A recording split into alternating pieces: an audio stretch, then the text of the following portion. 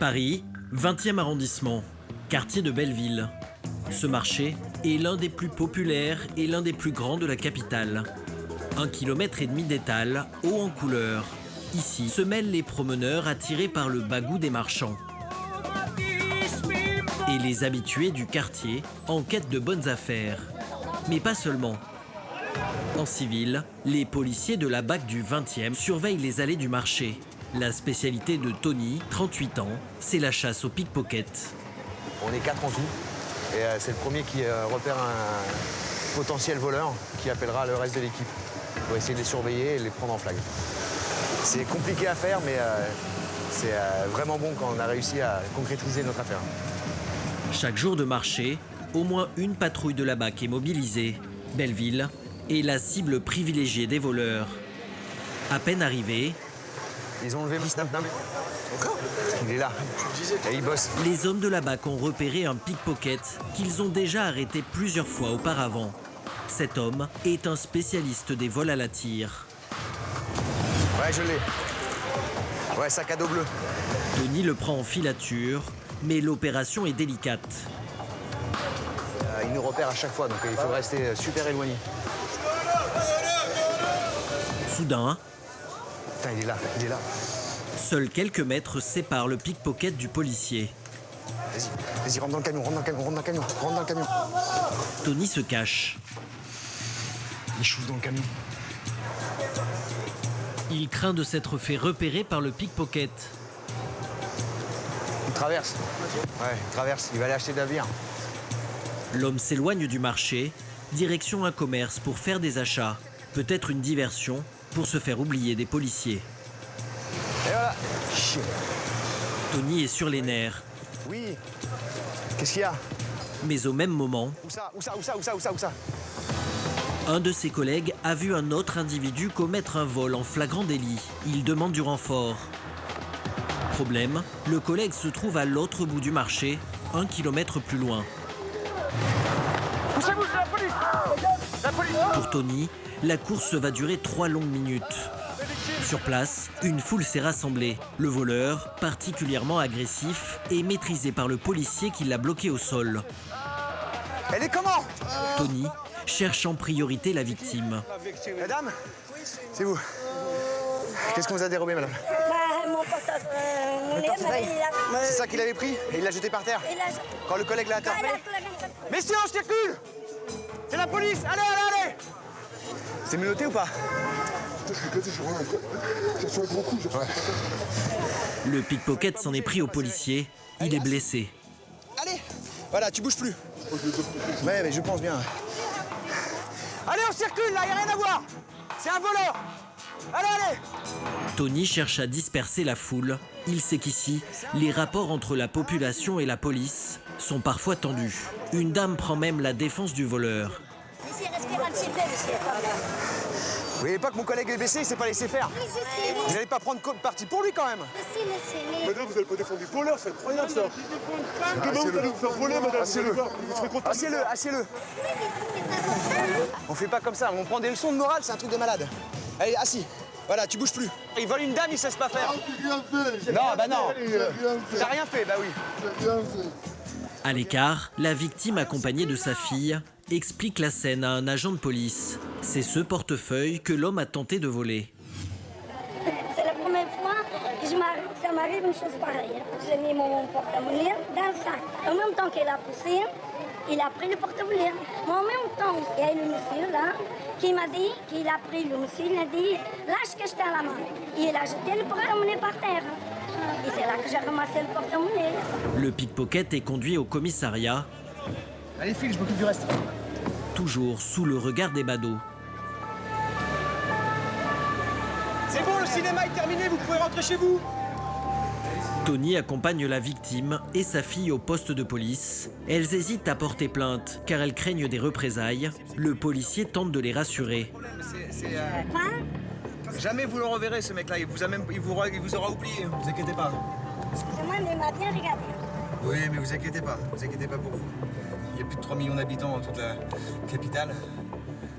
Ah bah là, pendant un moment, je crois qu'on mettra pas les pieds. Ah non, c'est fini. Il y a beaucoup de pickpockets dans le marché, c'est pour ça qu'on y est tous les jours, nous. De retour au commissariat, Tony s'inquiète de l'état de son collègue.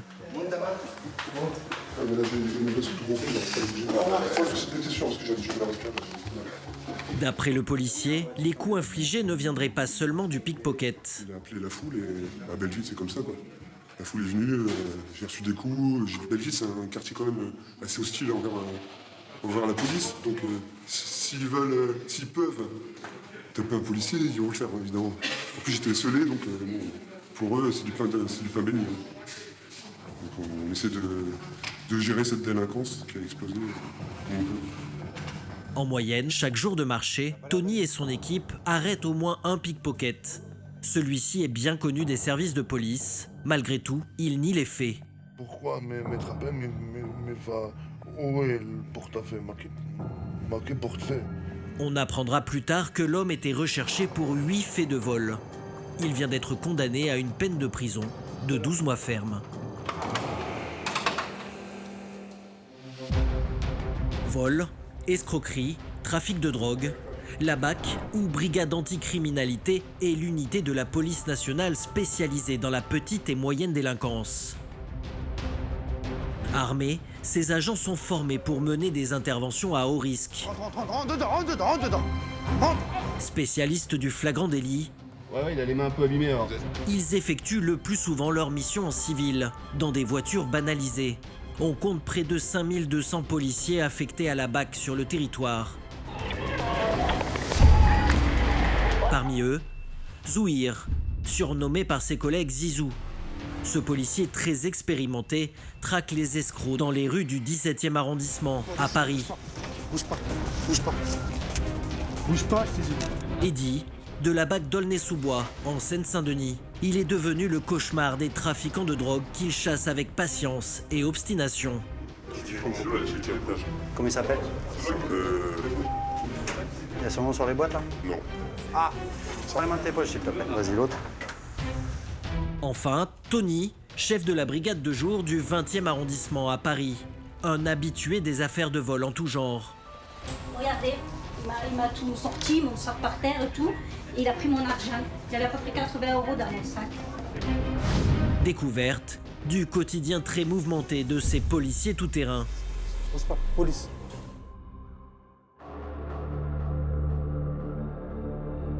Au cœur de la Seine-Saint-Denis, la ville d'Aulnay-sous-Bois détient un triste record. Elle compte les points de deal les plus importants du 93. Eddy et ses deux collègues sont policiers à la BAC de Seine-Saint-Denis.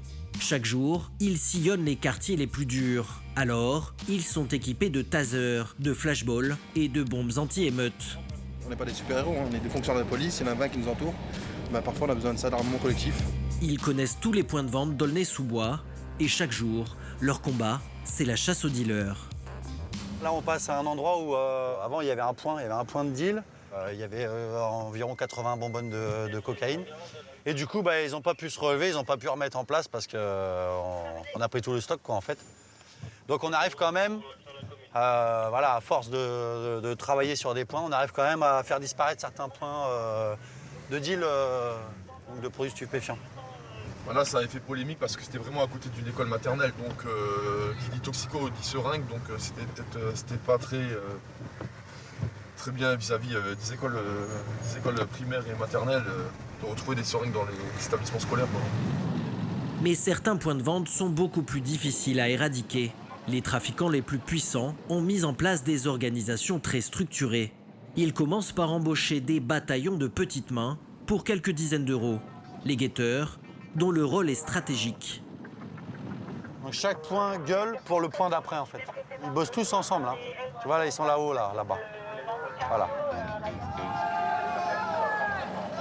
Regarde-le, là, devant. Ouais, c'est une n'importe quoi.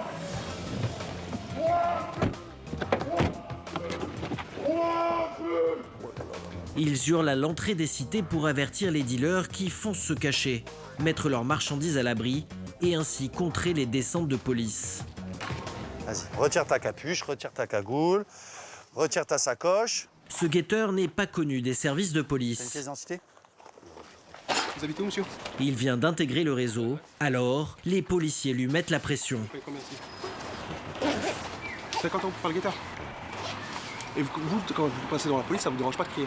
Comment? Ça vous dérange pas de crier? Bah si, mais c'est sur ça, je me fais niquer. Donc. Et la garde à vue, ça vous dérange pas? Bah si, mais vous savez très bien, c'est pire que je me fasse niquer, voilà. Si vous annoncez pas notre présence... Moi je travaillais, monsieur, on m'a viré, écoutez, j'ai rien d'autre à faire. La prochaine fois, tu recris comme ça, on t'emmène. Hein. D'accord? Oui, y'a pas de souci. C'est une garde à vue, monsieur, trafic de stupéfiants. Oui, au revoir, monsieur.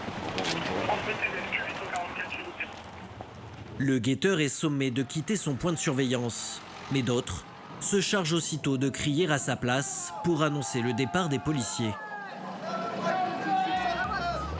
Pour nous montrer comment ces trafics se déroulent, Eddy nous emmène à présent dans la cité du Gros Saule, le plus gros point de stupéfiants d'Aulnay-sous-Bois. Dès leur arrivée, les 2 policiers de la BAC sont annoncés. Puis, c'est le signal d'alerte. Tous les trafics sont maintenant interrompus. On dirait qu'ils vous narguent un peu. Oui, bah, c'est le jeu. Hein. Ils savent qu'on est là tous les deux. Voilà, ils passent. Là, ils se rapprochent pas trop parce que voilà, ils se disent. Là, ils ont vu qu'en plus j'étais équipé avec le taser, donc ils veulent pas trop s'aventurer. Mais bon, c'est le jeu, quoi. C'est le jeu. Comme vous pouvez voir, là, celui qui marche, là, qui est en train de nous regarder, qui repart en arrière, donc lui, c'est un guetteur, c'est sûr. Souvent, oui, cagoulé ou capuché, ou avec quelque chose qui cache une partie du visage. Ils sont vraiment partout, tout autour de nous, là. Il y en a partout. Voilà, il y en a partout, partout. Depuis plus d'1 an et demi, les policiers mènent dans cette cité une guerre des nerfs contre les trafiquants. Ils réussissent peu à peu à les affaiblir. La drogue générerait aujourd'hui, sur ce point de deal, environ 20 000 € par jour, contre 30 000 € auparavant. Mais ce réseau dispose de moyens financiers et humains encore très importants. Donc là, en fait, ils mettent ça. Si vous venez par ici, là, on voit un trou, là. Donc en fait, quand ils voient qu'on arrive, ils rentrent la barre ici. Voilà, normalement, ça doit ressortir. Voilà, ça ressort. Et ça rentre dans ce trou-là. Du coup, quand nous, on arrive, on ne peut plus ouvrir. Pendant ce temps-là, le vendeur, lui, il monte dans les étages. Il va se réfugier dans un appart ou autre, ou une partie commune. Et le sac, il est abandonné quelque part. Et comme ça, nous, bah, on est retardés. Voilà. Les transactions ont lieu dans les escaliers.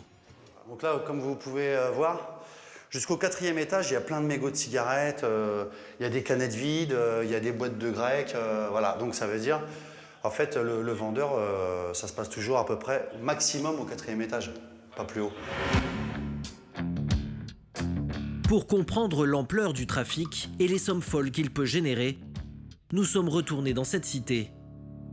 Cette fois, sans policiers, mais avec Martin.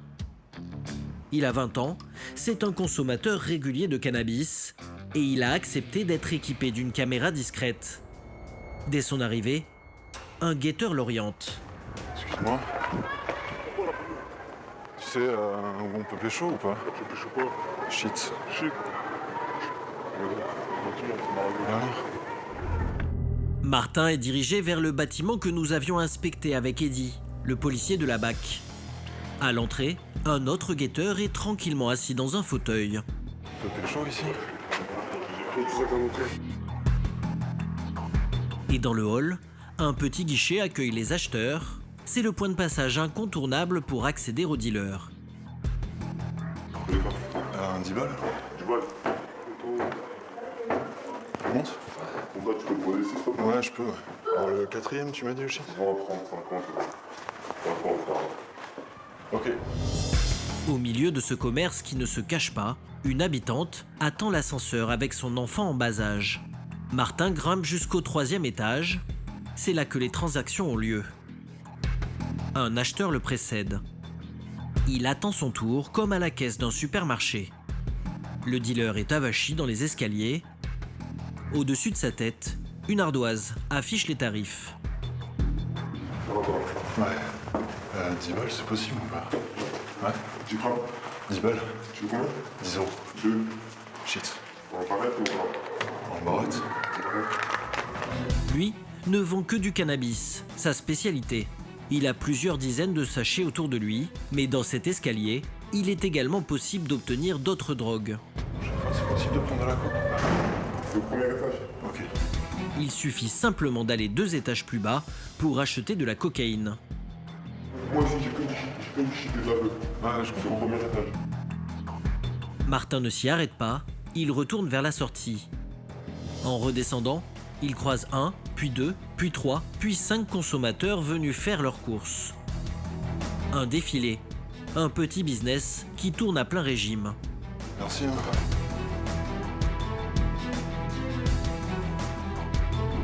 Ce point de deal est dans le collimateur des autorités. Et après des semaines de harcèlement, cette fois, les policiers ont décidé de frapper fort. Paris, commissariat du 17e. Il est 9h du matin. Zouhir, 37 ans, prend son service. Ici, tout le monde le surnomme Zizou. Il est policier à la BAC depuis 10 ans.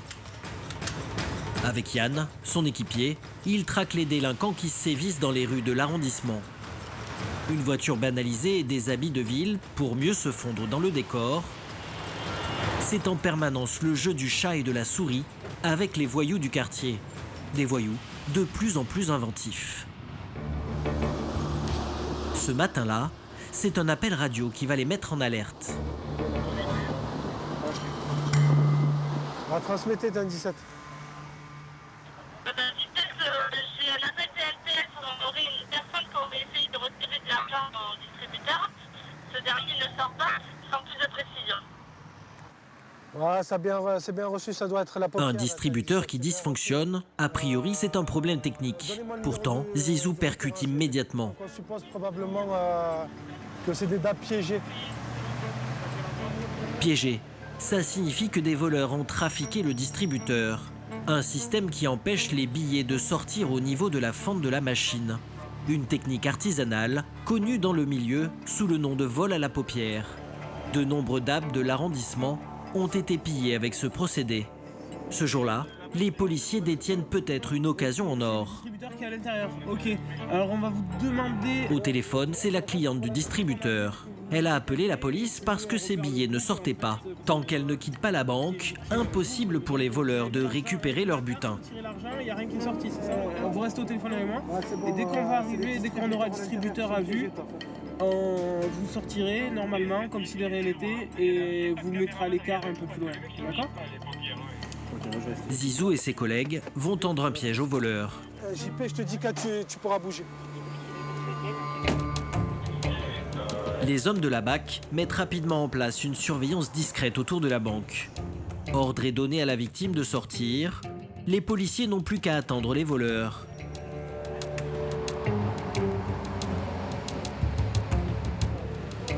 Une dizaine de minutes plus tard, Zizou repère cet homme en blouson en cuir. J'ai un mec. Probablement j'ai un mec, je suis pas sûr. Le suspect jette des regards vers la banque depuis le trottoir opposé. Un mec au niveau du feu vert, il va traverser derrière le bus, tu vas voir, il va traverser, il va peut-être revenir, celui qu'on a vu passer devant nous. Il a un itinéraire qui correspond à rien. Blouson en cuir noir, jean bleu et t-shirt blanc. Il regarde à l'intérieur de la banque, c'est positif les gars, c'est votre mec. Hein. Il regarde à l'intérieur, c'est bon. C'est lui les gars, c'est lui, veste en cuir noir. Il s'agit peut-être du piégeur de DAB. Plusieurs clients sont toujours à l'intérieur de la banque. L'homme va donc attendre qu'il n'y ait plus personne pour récupérer son butin. À l'intérieur, ils ont des problèmes là pour retirer. D'autant que pendant ce temps, le piège fonctionne parfaitement. 1, puis 2, puis 3 autres clients tentent de retirer de l'argent au distributeur. Les billets ne sortant pas, les victimes croient que leur retrait est annulé et changent de machine. Elles sont loin d'imaginer que leur argent est retenu par un piège installé sur le distributeur. C'est un passage devant, ça rentre dans le DAB, c'est reçu, ça rentre. Le suspect rentre enfin dans la banque, il fait mine d'aller retirer au deuxième distributeur et s'assure que personne ne l'observe. Puis il s'approche de la machine piégée et regardez bien, en une seconde, le voleur va retirer son piège placé sur la fente de sortie des billets. Le malfaiteur prend l'argent, puis replace tranquillement son piège sur le distributeur avant de ressortir de la banque le portefeuille bien garni. Je crois qu'il a mis l'argent dans le portefeuille. L'homme vient de commettre son vol sous les yeux de la BAC. Zizou va pouvoir l'interpeller. Mais l'opération va prendre une tournure imprévue. Il a récupéré l'argent là, mais la baguette, on suppose qu'elle est toujours en place parce qu'il est toujours là. Donc toujours en attente, il regarde à l'intérieur de la BNP. Le piège est toujours en place. À cet instant, la BAC a largement de quoi arrêter le piégeur de Dab. Mais Zizou cherche à arrêter d'éventuels complices et à stopper tout le réseau. Nous, ce qui nous intéresse, c'est ses collègues. Parce que généralement, avec toutes les équipes qu'on a faites et tout, généralement, ils travaillent tout le temps en groupe. Ils ont besoin de travailler en groupe pour se rassurer, je suppose. Justement, l'escroc semble engager la conversation avec un autre homme au t-shirt rose. La prise de contact, ça parle, mais à mon avis, il demande quelque chose, un renseignement, probablement. Il va acheter une ceinture, en fait. Fausse alerte, c'est un vendeur à la sauvette. Avec l'argent dérobé, le piégeur fait déjà des emplettes. Il ne se doute absolument pas de la présence des policiers. Il va même tranquillement s'installer au restaurant. Tout en mangeant, il a toujours l'œil sur l'agence. C'est joindre l'utile à l'agréable. La pause déjeuner est de courte durée. Attention, il bouge. Attention les gars, il se lève. Il va probablement aller vers le distributeur. Mais pour Zizou et son équipe, un événement inattendu vient perturber l'opération. Au même moment, à l'intérieur de la banque, un homme s'approche du distributeur et retire le piège. Le voici qui quitte la banque, la baguette à la main. Nos mecs se cassent. Les hommes de la BAC ne peuvent plus attendre, ils doivent l'interpeller. Ok, c'est reçu. Moi j'ai le mec Redskin là, je vais l'avoir à vue. Je l'ai toujours à vue là. Ah, vas-y, à l'angle, on va taper.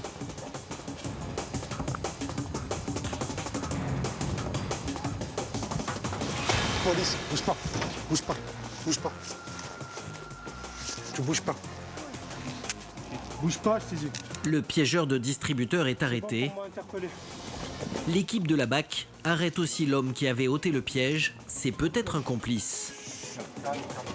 Allez, vas-y, charge.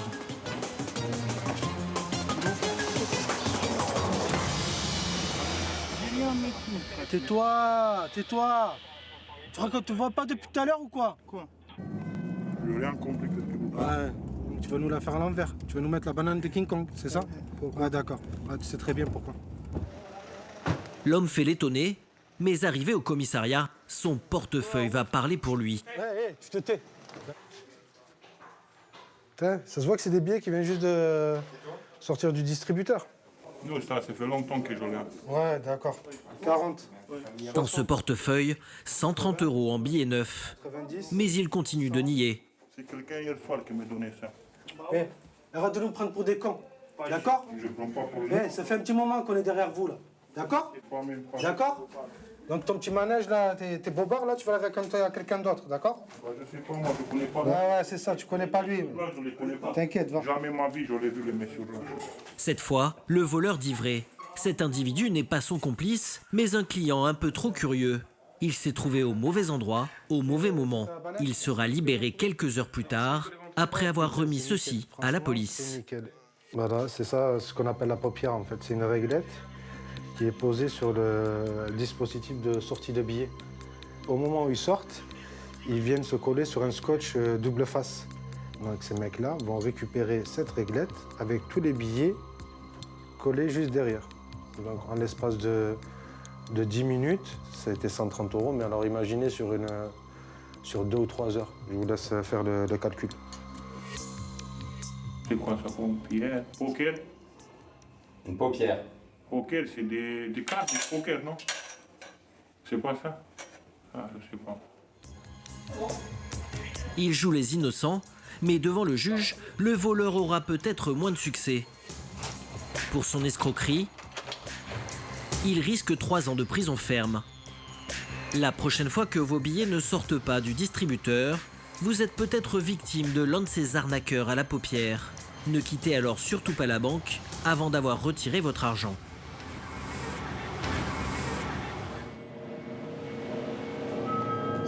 À l'autre bout de Paris, Tony, le chasseur de pickpocket, est aux aguets durant sa patrouille. Dans le 20e arrondissement, les voleurs frappent partout. même dans des endroits qu'on ne soupçonnerait pas.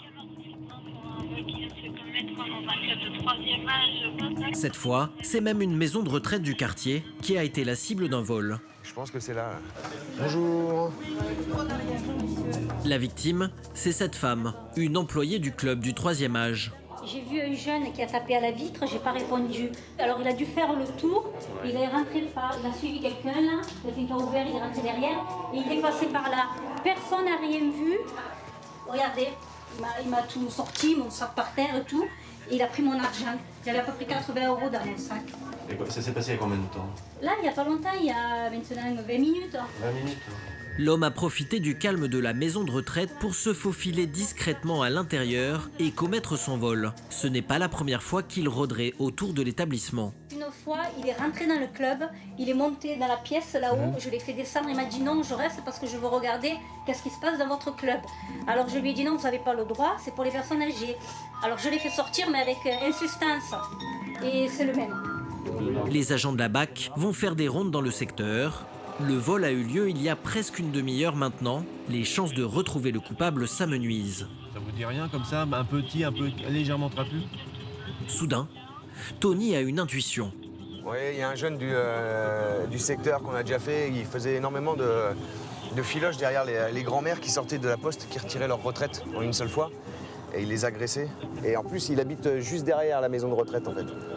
L'homme auquel pense Tony a pour habitude de s'attaquer aux personnes âgées, beaucoup plus vulnérables. Le policier décide de retourner au commissariat. Il a une idée derrière la tête. Je vais faire un album photo, c'est-à-dire je vais prendre plusieurs individus et je vais mettre l'individu que j'ai ciblé dans les photos et retourner voir la victime pour lui représenter.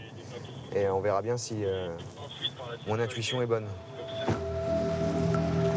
Je veux cette photo et je veux en trouver 5 autres pour pouvoir faire ma planche. Il y en a plusieurs. Voilà, c'est lui, 1m71. Voilà, c'est ça. Si je te prends, la face, c'est la... Voilà, ouais, ce serait bien, ouais, ça. Là, c'est parfait, ça. Tony ne perd pas une minute. Et quand c'est une victime qui est agressée par un individu, et c'est très soudain, et, il faut aller très vite pour qu'elle ne perde pas le visage qu'elle a en tête. Muni de sa planche photographique, il retourne aussitôt voir la victime. Elle est toujours là, la dame? Ouais. Ah, je voulais vous montrer des photos. D'accord, oui. Parce que moi, j'ai eu une idée sur un individu qui traîne dans le secteur. Et vous allez me dire s'il y a quelque chose qui peut vous parler. Celui-là. L'intuition de Tony était la bonne. La victime reconnaît aussitôt l'homme. C'est du Ouais. 100%. C'est lui. C'est lui? C'est lui. C'est ce qu'on avait Oui, oui. ciblé. C'est ce que j'avais ciblé. Oui, oui. La femme est rassurée. C'est lui. Ah, c'est lui. Comment vous vous sentez, madame, après Soulagée. Soulagée. Mais un peu peur qu'il revienne pour m'annoncer, étant donné que je l'ai reconnu. Eh ben, on va essayer de le rattraper et de récupérer votre argent. D'accord? Je vous tiens au courant. L'argent dérobé importe peu à la victime. Merci beaucoup. Et de rien, madame, c'est mon travail. Hein. Elle est plus traumatisée par la visite surprise du voleur. Les policiers connaissent l'adresse du suspect. Arrivé au pied de son immeuble, ils croisent des collègues. Apparemment, eux aussi sont sur une affaire. Vous êtes là pourquoi? C'est juste un vol de monnaie, de billets. C'était quand? Non, c'était là il y a à peu près une demi-heure. Tony trouve la coïncidence étonnante. C'est lui? Il s'appelle Rally. Moi, je n'ai pas l'identité. C'est lui qui vient de nous faire les 80 €. Ouais, il est identifié. A priori, le même homme vient de faire une nouvelle victime dans l'immeuble où il habite. Cette femme s'est fait voler de l'argent dans son sac. Tony s'assure auprès d'elle qu'il s'agit bien du même voleur. Vous le reconnaissez quelque part, là? Ah ben oui. Vous voyez, l'individu que vous venez de montrer, là, il vient de voler 80 € dans la maison de 3e âge, juste derrière. Hein, il a commis un autre vol de 200 € sur la dame. En à peine une demi-heure, l'homme a fait 2 victimes. Les agents de police se rendent chez lui pour mettre fin à cette série de vols. Ça va, monsieur? Pourquoi vous m'empêchez moi, monsieur? Parce qu'il y a eu une petite bêtise de fait. Je m'as dit de ma mère que j'avais fait. Quelle bêtise vous parlez? J'ai rien fait du tout. Et les victimes t'ont reconnu, d'accord? On vient pas là pour ça. On vient pas là par hasard, on est bien d'accord? On vient pas là par hasard. T'as volé de l'argent. Les policiers passent au peigne fin chaque pièce de l'appartement à la recherche de l'argent dérobé aux victimes. Où est-ce qu'il a pu mettre ça, putain? Bon, tu me dis où t'as planqué les billets, là? Chef. Comme ça, ça va m'éviter de chercher partout et de foutre le bordel. T'as vraiment envie de foutre le bordel? J'ai rien. Au bout de 3 quarts d'heure, aucune trace de l'argent volé. Mais l'identification des victimes est formelle. La BAC embarque l'homme. Aujourd'hui, il attend une décision de la justice. Pour vol aggravé, il encourt une peine de 5 ans de prison. À Aulnay-sous-Bois, nous retrouvons Eddy et ses équipes. Ils s'apprêtent à lancer leur coup de filet contre les trafiquants de drogue de la cité du Gros Sol. Alors là, il faut contrôler les 2 halls. Contrôler tout le monde en bas. Tout le monde en bas. On rentre dans les halls. force, hein, on rentre dans les halls. On donne le top, tir 90, on y va. Une quinzaine d'hommes sont mobilisés. Les véhicules de police sont stationnés à quelques centaines de mètres du lieu d'intervention. Le dispositif n'est pas très discret. Sur place, Eddy a des indicateurs. Des personnes mêlées au trafic qui collaborent avec les policiers. L'un d'entre eux, un guetteur, informe Eddy que les policiers ont déjà été repérés. Ça fait 3-4 minutes qu'on est là et déjà, apparemment, dans les cités, ils s'envoient des textos en disant qu'il y a plein de voitures de police à cet endroit-là, qu'on s'apprête à taper une cité. Voilà. Donc, pour vous dire que ça va super vite, quoi, les infos. C'est bon, les gars ? Bizarrement, ça n'a pas l'air de déranger Eddy. En fait, se faire repérer par les guetteurs, c'est précisément ce que recherchaient les policiers. Car vous allez le voir, pour piéger les dealers, ils ont échafaudé un plan. C'est bon, on rentre sur la voie pompier. C'est bon, top pour tout le monde, c'est parti. Vas-y, vas-y. Ouais, top intervention, top intervention, top intervention. Eddy tente une approche en marchant. Mais les guetteurs le connaissent. Ils annoncent immédiatement sa présence. Une douzaine d'individus est interpellée. Ils sont conduits dans les halls d'immeubles pour être contrôlés. Rien sur toi. Toi, t'habites où, toi? Et qu'est-ce que tu fais ici, là? Qu'est-ce que tu fais ici? Comment il s'appelle? Il y a son nom sur les boîtes, là? Non. Ah! Non, c'est un autre nom. Il habite, c'est sa... Comment dire? Sa belle-sœur. Si je monte, il te connaît? Non. C'est du sûr. Ouais. Si je monte, je vais le voir, il te connaît. Ouais, il me connaît. Donc ça veut dire que tu mens pas? Non, je mens pas. Sors les mains de tes poches, s'il te plaît. Vas-y, l'autre. C'est bon, vas-y, remets tes chaussures. Il y a des choses qui ont été trouvées? Pour l'instant, non. Non, rien du tout. Non. Là, on va juste faire les fichiers, voir si quelqu'un est recherché, mais a priori, ça devrait pas mettre longtemps. Ta date de naissance? Je suis 97. Ouais, 97. C'est bon, vous y allez, les gars? Tout le monde dehors? Si, monsieur. Bonne journée. Bon courage pour la suite. Eddy et ses collègues repartent tranquillement, comme si de rien n'était. Ce que les guetteurs et les dealers ne savent pas, c'est que 2 policiers sont restés dans l'immeuble. Dans la confusion, Julien et son partenaire se sont engouffrés dans les étages pour regagner un appartement inoccupé avec une vue imprenable sur la cité. Déjà, je compte 1, 2, 3 guetteurs. Le but de la manœuvre, interpeller les vendeurs cachés dans l'immeuble. Les policiers appellent cette technique le cheval de Troie et elle va fonctionner à merveille. Retour dans le 20e arrondissement à Paris. Ce commerce de quartier vient d'être la cible d'un vol à main armée. Il est 17h lorsque 2 hommes cagoulés entrent dans le magasin. L'un est muni d'une arme, l'autre d'une bombe lacrymogène. Ils braquent avec violence les employés, puis se servent directement dans la caisse. Ils prennent un maximum de billets. Le braquage dure à peine 3 minutes. Une des employées est sous le choc. Elle s'évanouit. Les braqueurs ont pris la fuite. Tony et ses collègues de la BAC sont à leur trousse. Un des individus a été interpellé non loin des faits, des lieux, et le deuxième a pris la fuite et s'est réfugié dans un immeuble. Donc là, on se rend rapidement sur place pour essayer de le localiser et de l'interpeller. L'un des 2 braqueurs est toujours dans la nature. Pour être plus discret, Tony s'approche à pied de l'endroit où l'homme se serait caché. Ouais, donc là, on approche de l'immeuble. L'individu est planqué à l'intérieur, dans un appartement. Donc là, comme la situation est dangereuse pour les habitants, si l'individu est encore armé, donc là, je vais demander un minimum de discrétion au niveau de la caméra pour que je puisse intervenir sereinement. Nous décidons alors de filmer à l'aide d'une caméra cachée. L'homme armé se serait réfugié dans cette résidence, chez des particuliers. C'est sûr que c'est là? Dans un appartement. Il a eu le temps de redescendre? Non, on est derrière, on est 30 secondes derrière lui. Mais s'il menace avec une arme, ça n'a pas répondu. C'est ça le problème. Tony craint que le braqueur ne prenne en otage des habitants de l'immeuble. Les policiers décident de faire du porte-à-porte. Bonjour, c'est la police. Je peux venir regarder? Oui, venez regarder, mais ne faites pas peur. Vous êtes toute seule dans l'appartement là? Oui, Il n'y a personne d'autre? Les policiers vérifient tout de même que l'homme n'est pas caché dans l'appartement. En haut? Vous avez entendu les portes là-haut? Non, il n'est pas remonté par là. Vous avez tapé les deux? Les policiers montent à l'étage. C'est alors qu'ils tombent nez à nez avec l'individu. Vous pouvez remonter s'il vous plaît? Merci. Vous venez d'où là? T'habites ici? Non, oui, là, c'est le 35. L'homme paraît suspect. T'es en sueur mon grand? Ouais, vas-y. La BAC pense qu'il s'agit du braqueur. T'es rentré où? Pas nous. Les policiers veulent savoir dans quel appartement il s'était retranché. Il sort de chez vous, le monsieur? Eh, dites-le! Bah voilà! L'homme s'était réfugié dans cet appartement. Les habitants semblent paniqués. Est-ce qu'il vous a menacé? Où est-ce qu'il est allé?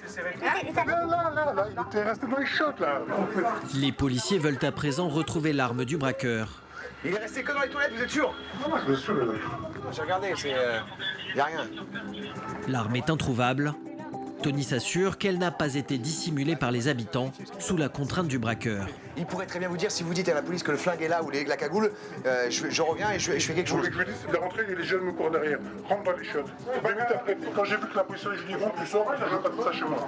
L'homme a accueilli chez lui le braqueur en pensant le mettre à l'abri d'une bagarre. Quant à l'arme, je me demande si sur les ongles, ils n'ont pas dit qu'ils en avaient retrouvé une.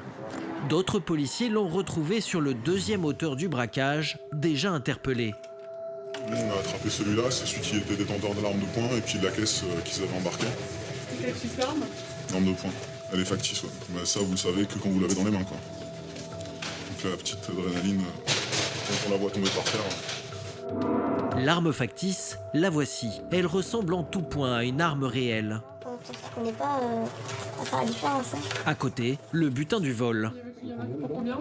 On n'a pas encore fait le calcul, mais à peu près 500 €. Les policiers ont toutes les preuves réunies. Les auteurs, l'arme et l'argent de la caisse. Quelques heures après le braquage, contre-coup inattendu. Ça va ou pas? Le principal braqueur ne se sent pas bien. Ça arrive souvent comme ça qu'ils vous disent à savoir comment. Oui, des fois, il y a autre chose aussi.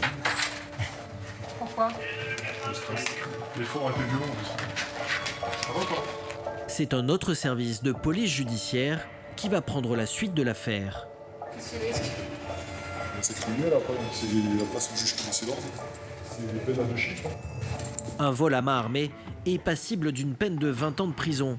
Qu'il ait été commis avec une arme factice ou réelle, la sanction est la même. Aujourd'hui, un braquage sur 2 est commis avec une réplique d'arme plus vraie que nature. Tony nous montre tout l'attirail qu'ils ont récupéré au cours de leurs dernières interventions. Ça, c'est un airsoft qui n'est pas à gaz. Ça, c'est un airsoft qui est à gaz. Ça, c'est un airsoft à gaz aussi. Et si je vous mets le mien à côté, vous allez voir que, comparé à celui-ci, il n'y a pas de grosse différence. On a l'impression vraiment d'avoir un arsenal prêt à commettre n'importe quel délit ou à être utilisé dans la police. Dans le 20e, la prolifération des armes factices est devenue un véritable fléau. À peine l'affaire bouclée, Tony repart. Il n'en a pas fini avec les voleurs de l'Est parisien.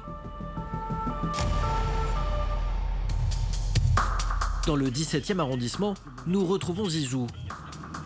Au fil du temps, les hommes de la BAC connaissent leur terrain d'action par cœur, au point d'identifier certains délinquants avant même qu'ils ne passent à l'action.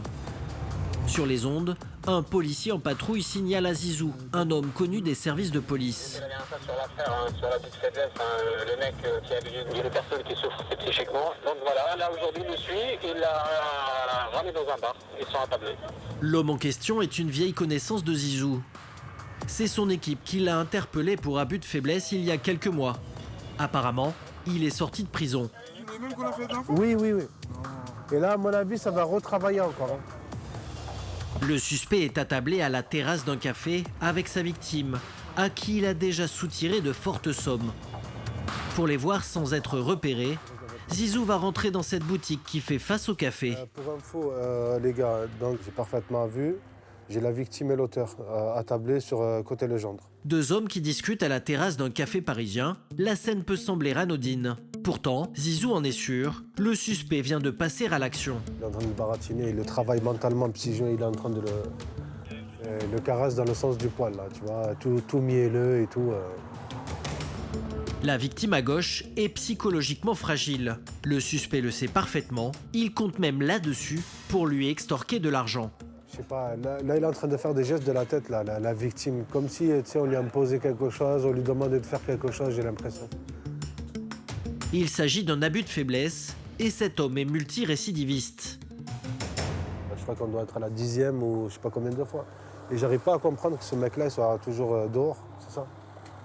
On l'a interpellé la dernière fois et il est là. Donc voilà. À peine sorti de prison, l'escroc semble avoir repris ses mauvaises habitudes. Maintenant qu'on les a à table, là, je pense qu'on va comprendre comment ça va se passer. Est-ce qu'il va demander à la victime d'aller retirer de l'argent? Je pense que ça va se passer comme ça. Pour moi, ça va se passer comme ça. Ça va sortir, les gars, ça va partir. Il va partir avec la victime. Les deux hommes finissent par quitter le café ensemble et ils se dirigent vers un distributeur de billets. Là, ils sont positionnés juste devant la poste comme par hasard. Il est en train de lui remettre un coup de pression pour qu'elle ait retiré en fait. Exactement comme Zizou l'avait prévu. La victime retire de l'argent au distributeur. Quand l'homme revient vers l'escroc présumé, la BAC est prête à intervenir. Les gars, vous surveillez bien que si jamais il y a un échange d'argent, on l'interpelle, c'est reçu? La victime semble mettre des billets dans la poche de l'homme, mais difficile d'en être sûr. Ils se séparent. Zizou décide alors de suivre l'escroc présumé à distance en attendant d'en savoir plus. Reçu, c'est bon, je l'ai revu. Mais Timal, mets-toi au niveau du métro au cas où ça rentre dedans. Problème, pendant la filature, la victime s'est volatilisée. Là, j'ai envoyé Midou là où il habite la victime pour essayer de voir si elle est chez elle et tout, et voir s'il lui a soutiré de l'argent ou pas. Sans la confirmation d'un échange d'argent, impossible d'arrêter l'escroc. Je te laisse parce que ça rentre dans le métro, je vais être obligé de taper le contrôle du mec. D'accord? Allez, à tout à l'heure, ciao. Ciao. Zizou décide d'intercepter l'homme avant qu'il ne prenne le métro. Là, c'est rentré dans le métro, c'est ça?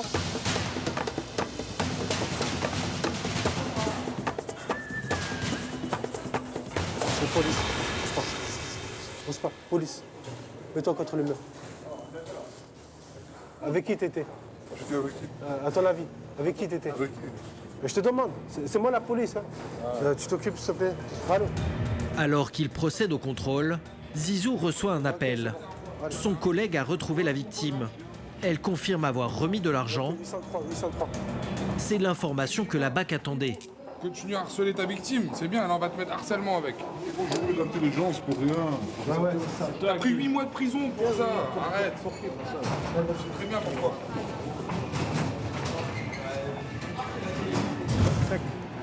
C'est ça les 40 €? Sur l'escroc, les policiers retrouvent une partie de la somme extorquée. C'est l'argent qu'il a soutiré à la victime. Quelle victime? Ouais, tu le sais très bien, arrête de nous Celle prendre pour qui t'as pris là. 8 mois de prison. L'homme est emmené au commissariat. Quelques minutes plus tard, sa victime se présente à son tour. Visiblement fragile et influençable, c'est une cible idéale pour le malfaiteur. Il m'a demandé un peu d'argent pour régulariser quelques papiers. Et j'ai dit que non. Et finalement, je lui ai donné 50 € maxi. Depuis qu'on se connaît, j'ai donné quand même une somme assez importante, autour de 30-40 000. 30-40 000 €? Oui. Il vous a jamais forcé? Non, il ne m'a jamais agressé physiquement. Je ne veux plus donner d'argent ni à ce monsieur ni à quiconque. La victime est décidée à porter plainte. Le malfaiteur retournera en prison. Son souffre-douleur, quant à lui, ne sera plus harcelé, au moins pendant quelques mois. Retour dans la cité du Gros Saule, à Aulnay. Rappelez-vous, Julien et un deuxième policier de la BAC ont profité de la panique créée pendant leur première intervention pour se mettre en planque dans l'immeuble où serait le principal dealer. Ils attendent la reprise du trafic pour le repérer et le prendre en tenaille. Ils vont le poursuivre dans les escaliers alors qu'Eddy et son groupe feront barrage à l'entrée de l'immeuble. Le problème, c'est que les trafics tardent à redémarrer. C'est un coup de chaud là, ils ont des doutes qu'on soit là ou pas. Donc là, ils envoient les acheteurs, ils refusent les ventes en fait. Eddy va tenter d'en savoir plus. Et pour cela, il a besoin d'un client. On va essayer d'aller voir par nous-mêmes si on peut contrôler peut-être un acheteur, quelqu'un qui est venu acheter du stup, quoi. Voir s'il peut nous renseigner. Ça va savoir si le point est rouvert et s'il a pu être servi. Voilà. Ça ressemble à quoi un acheteur? Souvent, c'est des gens pas d'ici, donc voilà, c'est au jugé. Les gens qui habitent là, on les connaît plus ou moins, donc quand c'est des gens qu'on connaît pas, tu vois celui qui a les lunettes là-bas, là. Regarde, lui. Il est beau, lui, non? Il est très bien. Il est bien, lui. Hein. Vas-y, va chercher, je te rejoins avec la voiture. Bonjour, c'est la police. Vous habitez où, vous? J'habite Où ça? T'es venu faire quoi ici? Je suis allé pécho, mais j'ai rien. Ils m'ont dit de repasser. Écoute, je veux juste savoir. Ils t'ont dit quoi? Dis-moi. Je vais passer dans 15 minutes. Dans 15 minutes? Ouais. Et tu t'es adressé où? Le bâtiment là-bas, là derrière. Les deux grandes tours là? Ouais. Là où il y a les deux entrées? Ouais. Il était où le mec qui t'a répondu ça? Il était dans la tour. La tour de droite ou de gauche? Droite. Tu voulais acheter quoi là? Un 10 DB. T'es sûr que tu vas pas sur toi? Ouais, sûr. T'as tes sous encore? Ouais. Voir tes sous? Ok. Bon, ça marche. Merci. Comme le consommateur n'a pas de drogue sur lui, Eddy doit le laisser repartir. Mais les deux policiers de la BAC ont obtenu les informations qu'ils souhaitaient. Le trafic va bientôt reprendre. Une vingtaine de minutes plus tard, Julien et son collègue commencent à redescendre par les escaliers. Là, on part vraiment, c'est la surprise. Allez, top intervention pour tout le monde, top intervention. C'est reparti pour une deuxième intervention au même endroit. Et cette fois, Eddy change de ton. Rentre dedans. Rentre. Tout contre le mur, mets-toi là. Ici, là, bouge pas. Mets ta tête, retourne-toi. Dans le même temps, les deux autres policiers dévalent les escaliers à la recherche du dealer et de la marchandise. Ils tombent sur un individu qui fumait du cannabis. Mais est-ce le dealer?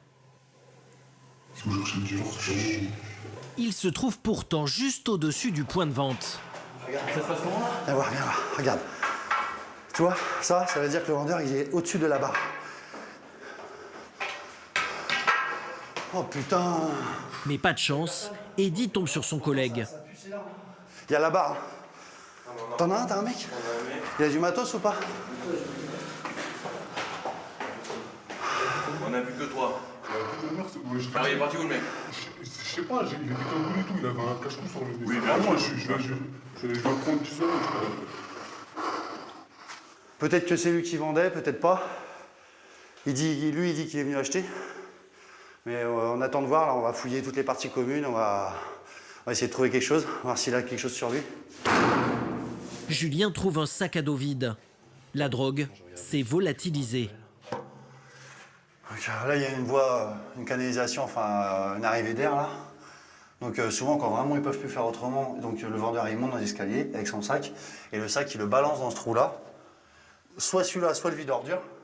Et ça arrive tout en bas où c'est bloqué parce qu'ils ont mis un truc pour bloquer justement. Les policiers fouillent tout l'étage jusque dans les conduits d'aération.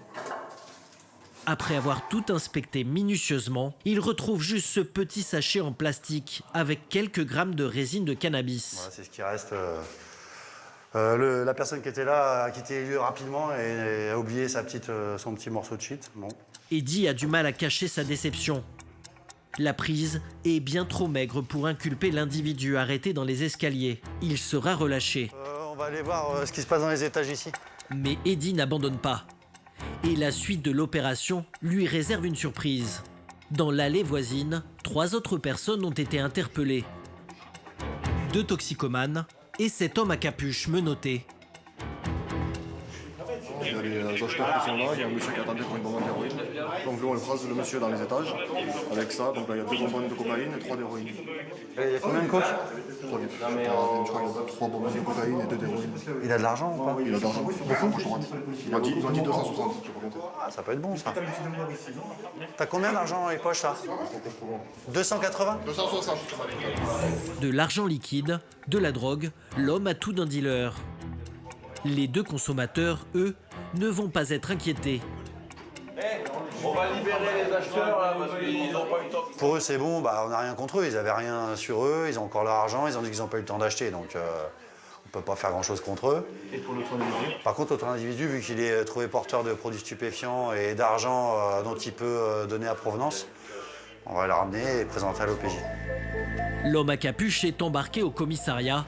Il va être placé en garde à vue et dit espérer retrouver une quantité plus importante de drogue. Sa déception va être de courte durée. Car ce qu'il ne sait pas encore, c'est que l'individu qui l'emmène est en réalité bien plus qu'un simple dealer.